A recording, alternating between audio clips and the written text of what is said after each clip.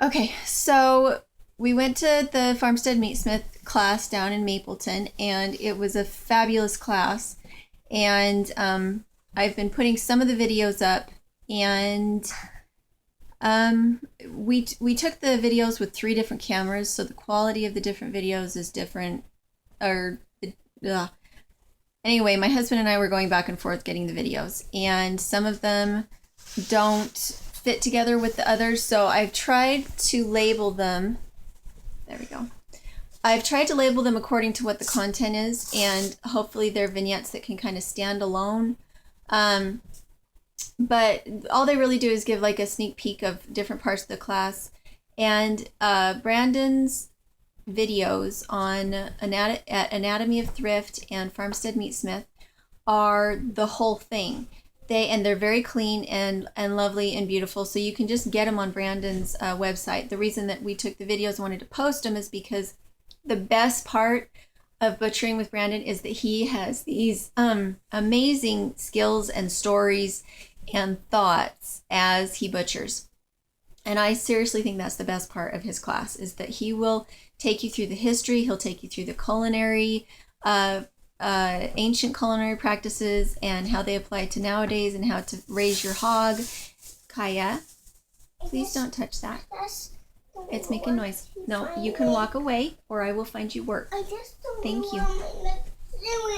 And so it's the background noises, the background conversations that are amazing about this particular butcher class. And I would highly recommend go and watch all of his videos and purchase his, he has a couple little movies there that are like $5. Go buy them. I would highly recommend before you butcher your own pig to take one of his classes though, because the hands-on and watching it go from bloody to clean and from whole to cut is much less intimidating afterwards, because you've watched it, you've seen that yes, the pig gets dirty, yes, you get dirty. Is it redeemable? Yes. Can you get clean? Yes. Is the food beautiful? Yes. And so I loved that class. And if we can swing it, we'll try and have him come and do our pig. But by the time I have her off the grain and onto the hay and the whey, I think it'll probably be too warm to butcher her. And I'm actually getting a little bit nervous about what are you supposed to be doing? Then you may go sit on your bed in your room right now, because you may not be out here without being obedient. Walk, and you may shut your door.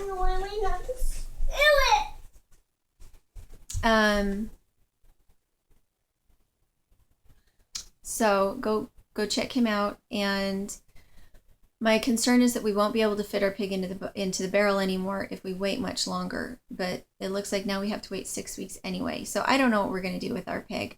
We don't want her to turn out greasy like our other pigs have turned out.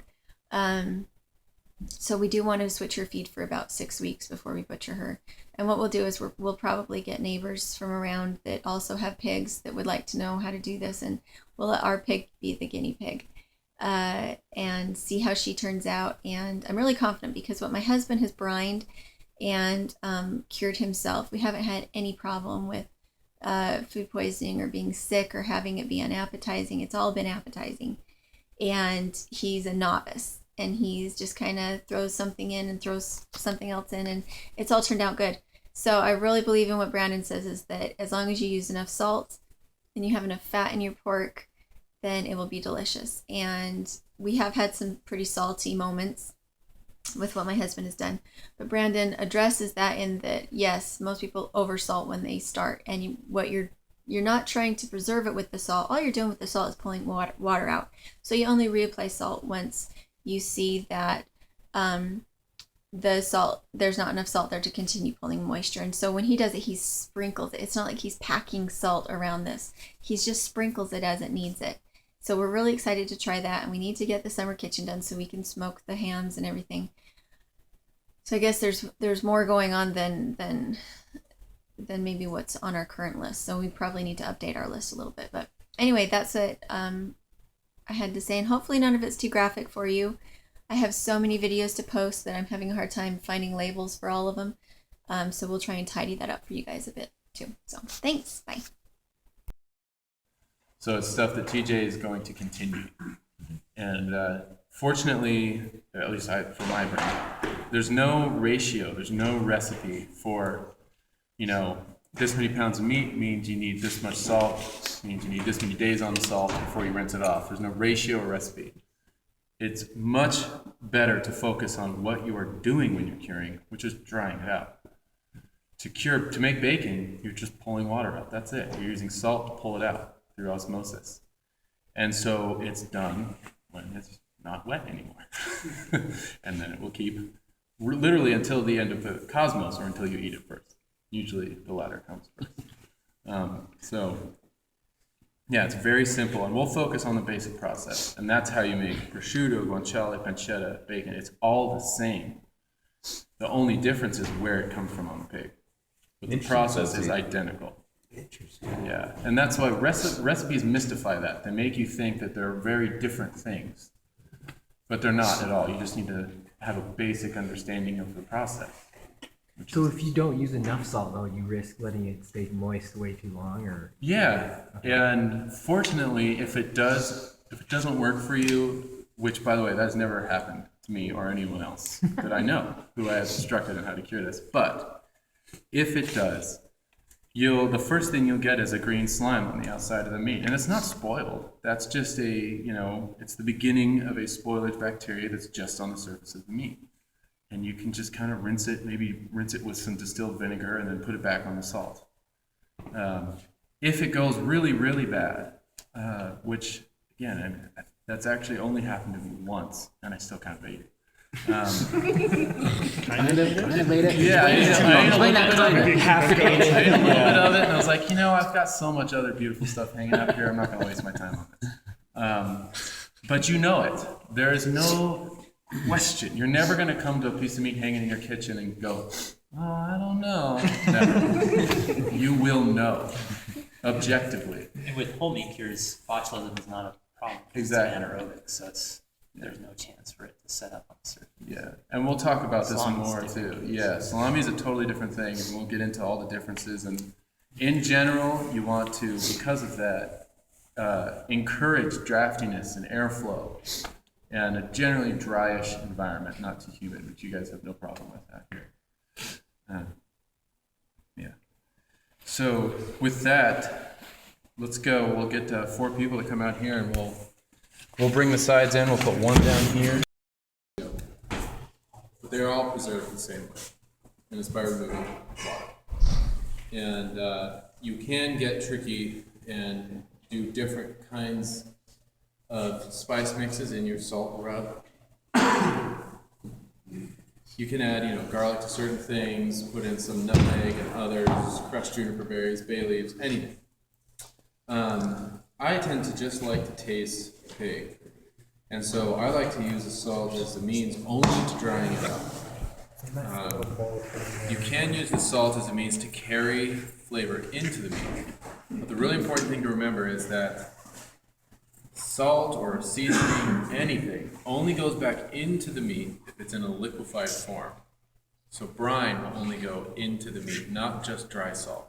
Dry salt just pulls water out, which is the key to not oversalting, which is the most common mistake. So if you go to make your own bacon, chances are you're going to oversalt it. It's so easy to oversalt bacon. And the only way, the best way, to prevent oversaltification is to never let your bacon sit in the brine. Never let it sit in the liquid. So when we put a piece of meat in here and we salt it, within 20 minutes it's going to be sitting in a brine. We could drain it and rinse it then. There's a little more flexibility. TJ could probably do it in the morning and it'd be fine. And in the morning, this tub full of curing meat, it's going to be half full of water that the salt has pulled out of the meat.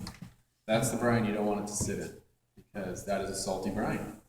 And it is going back, it's carrying salt back into the meat. And that's how you oversalt your bacon, when it's sitting in the brine. So, you kind of see how things fit here. We might be able to just yeah, those will cover the bottom. All right, so this is not, like I was saying earlier, this is not the realm of food scientists with lab coats. This is for the home kitchen. That's why I feel almost embarrassed to show you how to do this because it is so easy. Except for where you need exactly, 558,000 grains of salt per handful. So I'm just going to put some on the bottom here. There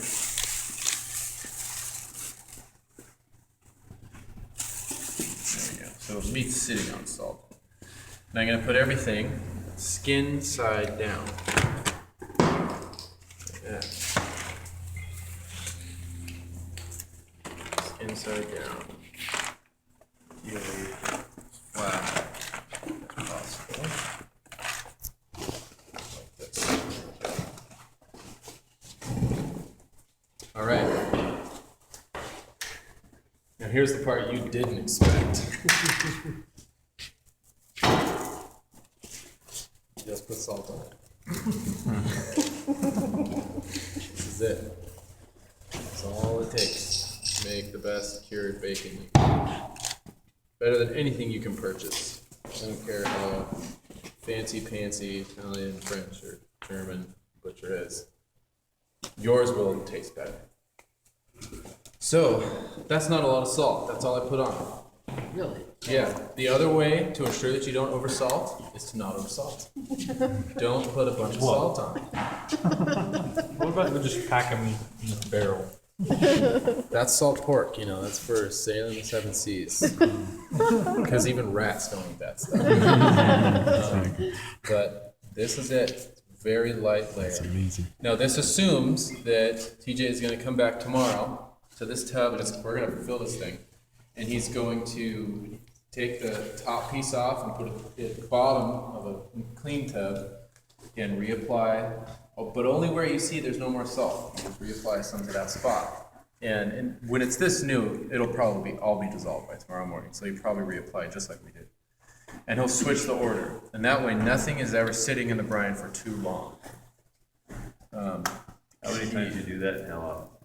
So you would ideally do it every day. If you're like me, you neglect it for several days in a row. And it'll turn out fine. There's a lot of forgiveness. How many flip-flops do you do of the elk rotation? As much as it needs. Until it's done. Yeah, and you know it's done when it's dry. So it doesn't really help to. There's no number of days. This will be on the salt. I have no idea what that is. There's too many variables. There's too many variables. The quality of the nature of the pig's flesh and fat is a variable. The kind of salt is a variable. The environment of the refrigerator will be salted is another variable. So any recipe that purports to tell you, well, it's 2 days per pound of meat, that is probably in one place, one old dude's cellar in Italy where that works perfectly, but it might not work for you. So you just need to go do this until it's dry. Just understand the process. And there's several ways. There's 2 signs of dry meat. Again, it's very simple. And it'll achieve rigidity. So this is already, like I was saying, this is pretty stiff meat for fresh meat because this is so much saturated fat. It's on its way to being dry already. It's such a nice pork. But it's got this floppiness to it, right? It's floppy meat, it's fresh. I can see glistening water on the top. That's the stuff that spoils. It's that available puddled water. So when it's no longer this floppy, and because you're checking on it every day and draining the tub every day, after maybe 4 days, maybe 14 days, I have no idea, you're going to come back and you're going to notice, wow, there's no water in here. Or there's just a few puddles. It must be dry and must be done pulling it out. So then you take the piece out, you rinse it off with cold water to get all the salt off, and then you pat it dry and hang it. Sometimes people put some wine on it at that point. Yeah, rinse it. They say rinse it with wine because wine is delicious and it's a nice way to rinse the salt off rather than just with water. I've seen they wash them off, dry them, then pour the wine on it. Oh, really? Can you do that? Yeah, I would think you would encourage molds, which is not a bad thing. Okay. Yeah, just from the sugar and the wine, I think that would. I notice the more sugar I use in my cure, the more sugar that's on the surface of the meat, the more mold you get. So sometimes what I do, another strategy to avoid oversalting is to dilute your salt with sugar. I do equal parts salt to sugar sometimes. It's another safeguard. You'll definitely taste the sugar, it'll be sweeter. But in addition to not oversalting and never letting it sit in the brine, it's a good way to kind of give yourself a margin of error so you don't oversalt. And you can do anything. We could pour on, you know, a quart of maple syrup or pour honey on this right now. And it would pull that sweetness in as the salt dissolves. So it's basic osmosis, and it's just when salt comes into contact with the meat, the water that's in the cells of the meat takes a balance with the salt that's outside. So the water goes to the salt. And when it comes to the salt, it starts to dissolve the salt. And when that salt's in the liquid form, that's when it goes back into the meat. And so to prevent oversalting, you try to keep that liquefied salt off of the meat. You prevent the meat from sitting in the liquefied salt. What about putting a tub with a hole in it or something? Brilliant. Yeah. Where it would drain out? Yeah. That's way too smart for me. Well, But that's a great idea. comfortable about that. Yeah. What I've had some people do is build like a little, like a drying rack for dishes that they used to make out of wood. Those are great. You just put those on the bottom, you know, and that way it's not sitting in the front. It's kind of nice to have the chore of checking on it every day. You know, to look at it every day and just monitor it. So doing that, you still want to rotate it. Yeah, I think you would still want to rotate it. Yeah, you would be just again lessening the likelihood that you would oversalt. And then rack, is it important that it's wood as opposed to like stainless steel? Something that's non-reactive. Stainless is minimally, I think, reactive, but I would still avoid it. If you got it in salt, that'll destroy the passive layer on the left. Yeah, so I would do wood or Nothing metal ends up with stones, salt. you know, whatever, brick. So in reality, you could put a ton of salt on there as long as it don't get. As long as it doesn't moisture, sit. You're not gonna oversalt, right? Yeah, and I find that with that, you know, this amount of salt that I put on here, you can see it happening now. It's already starting to glisten because that salt on the surface of the meat is turning to liquid and it's going in the meat. If I had a thick layer, it would just carry all that in there. That's why I like to do the thin layer because eventually, pretty soon, I mean, in a couple hours probably, this salt will be gone, and that's because it'll be in the meat, and I don't want to add more yet. You know, I like, in general, my goal with this is to slow everything down. The longer the salting takes, the longer the curing takes, the more opportunity, in my theory, I have absolutely zero scientific proof for this, but you give it more opportunity to develop flavor. And it kind of makes sense, like I know there's enzymes that are starting to act and break down the meat. There's no fermentation, but there's definitely enzymatic something's going on. And if I can keep this water removal process slower, so maybe it takes 2 weeks because you're just being really sparing with the salt. And maybe you're even getting molds while it's still on the salt. I want to encourage it to go somewhere. I don't want the salt just to lock it in, you know, to freeze it in time. Boom, salted pork, done. It's never going to develop any other flavor. It's just going to be salty pork. I want it to allow it to go somewhere. To get a little cheesy. And that's probably what you'll get. The most likely mold you get is the good stuff. And you'll get that on salami, and you smell it. It's penicillin mold. And it smells like cheese. It smells like blue cheese or Roquefort cheese. And so that's probably what you'll get. When in doubt, smell it, because most molds have an aroma. Where I live, there's a gray mold, or a green mold that turns black. And that grows on the dashboards of old Ford trucks and on meat and everything. It's everywhere. And it's never, I've had 2 prosciuttos completely covered in green. Cannot see meat. And the green turns to black. And they're completely covered. And during the 2-year hanging period, I had one person scrub them with a towel dipped in distilled vinegar to inhibit them. And she did that and then rehung them. And 2 days later, they're covered again. And they were so good. They were awesome. They were delicious. And from what I've read, molds, they don't penetrate that deep. They really stay pretty much on the surface because they need oxygen. So if you don't like the mold, just wipe it off. You know, if you don't want to have to think about it, just wipe it off. In general, it can, what else does it do? It can kind of slow down the retreat of water for the meat if you have a nice layer of mold.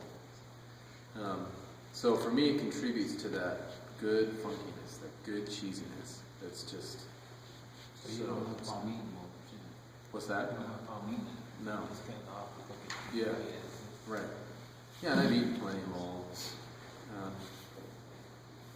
Unfortunately, I don't think you can go by color every time. You know, I think even some white mold could be harmful.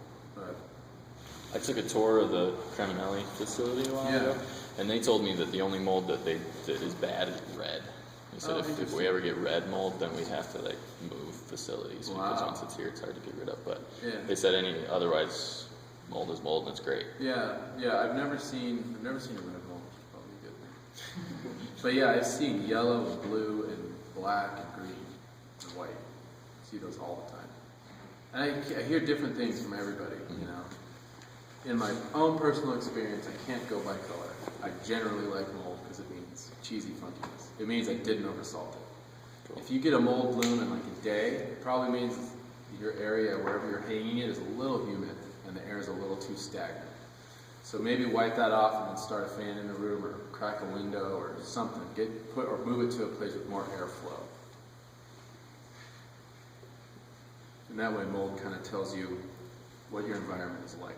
If you had a basement room with a fan going to keep the air circulation Yeah. at about 65 degrees, would that be a good place to do it? That sounds awesome. Okay. Yeah. Yep, that sounds perfect. Particularly here where dryness, I think, would be an issue, meaning being too dry. A cellar or a basement might be a little more moisture, and that would be good.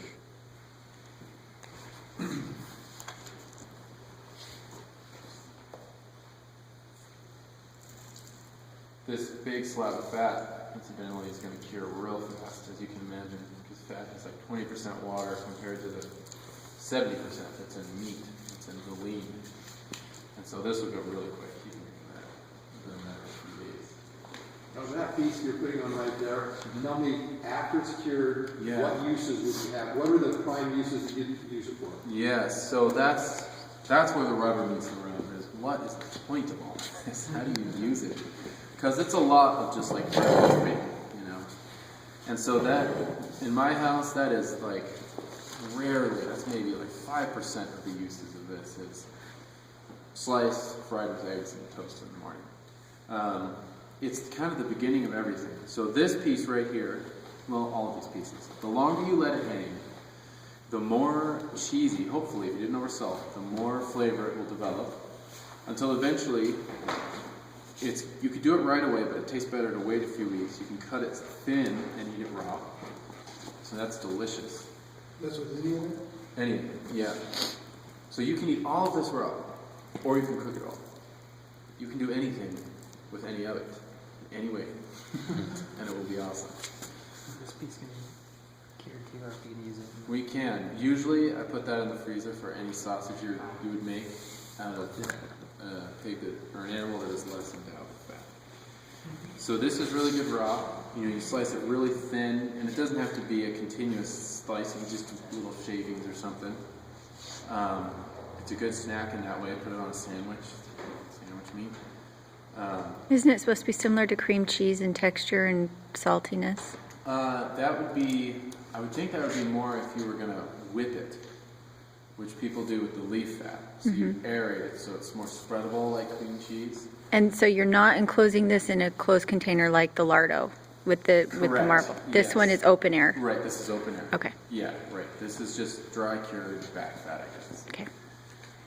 And so in this case, you would, one of the things that I find myself doing is taking a thickest slice off the edge and I cut it into little slivers and then I put that in the skillet and I turn it on low.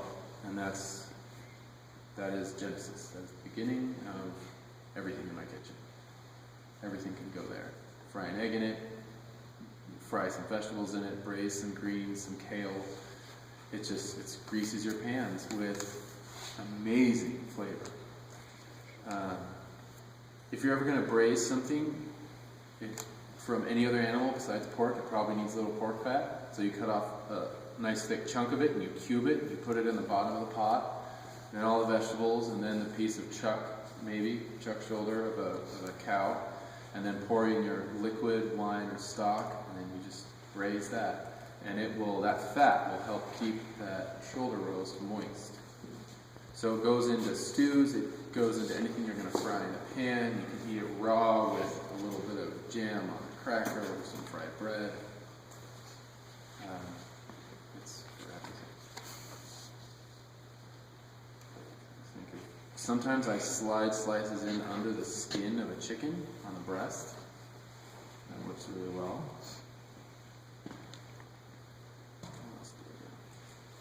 It's endless. It'd probably be good with rabbit, where rabbit's really Excellent lean. rabbit. Pretty much every other animal we consume needs some of this. You can substitute it for butter. Yeah. Anytime you want to grease your pan. Yeah. Anytime you need some oil. With the added bonus of some fried little chunks of porky business. Yeah. So, I think that's everything I know about curing. It's pretty simple.